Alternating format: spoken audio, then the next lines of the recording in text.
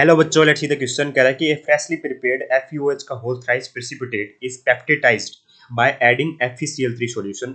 The charge on the colloidal particle is due to preferential adsorption of. तो देखिए बेटा, यहाँ पे हो क्या रहा है, एक फ्रेशली प्रिपेयर्ड FeOH का होल थ्राइस लिया गया कि प्रेसिपिटेट लिया गया बेटा, उसको पेप्टिटाइज किया गया है। पेप्टिटाइज कैसे किया जाता है बेटा? भाई द प्रोसेस ऑफ पेप्टिडाइजेशन।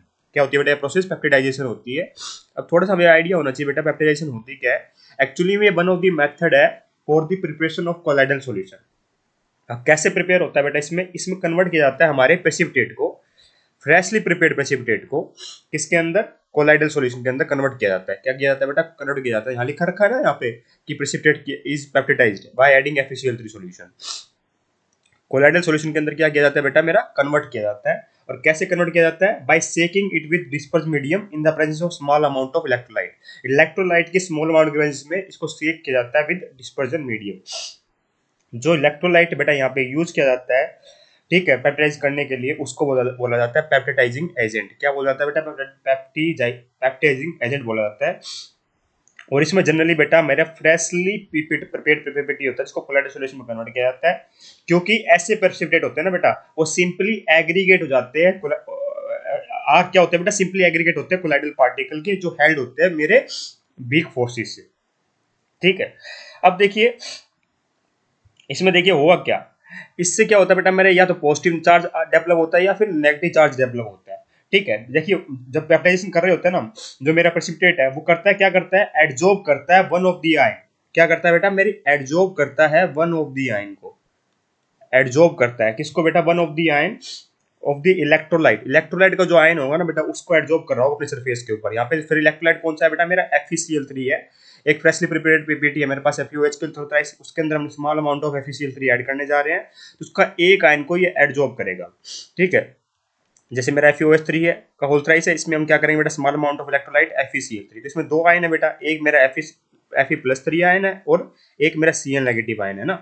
इन दोनों में से एक को क्या करने जा रहा है बेटा? ये एडजॉर्ब करेगा। ठीक, इतना कंफर्म है बेटा?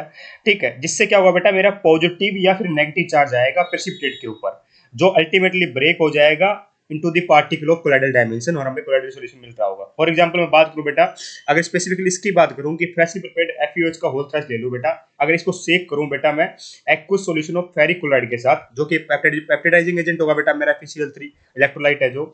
ठीक है, तो ये क्या करेगा बेटा? ये एडजॉर्ब करता है मेरा Fe+3 आयंस को। क्या करता है बेटा? मेरा एडजॉर्ब कर रहा होता है Fe+3 आयन को। ठीक है, जिससे क्या होता है बेटा? स्प्लिट हो जाता है इनटू दी, स्प्लिट किस में हो जाएगा बेटा? मेरा कोलाइडल पार्टिकल्स में स्प्लिट हो जाएगा। और कैसे बना देगा बेटा? मेरा कोलाइडल पार्टिकल स्प्लिट होके ये बना देगा FeOH का होल थ्राइस। FeOH का होल थ्राइस, और साथ में क्या बन दिखता है वो आपको दिखाई दे रहा होगा, Fe+3 आयन। क्या बनता हुआ दिखाई दे रहा होगा बेटा? मेरा Fe+3 आयन।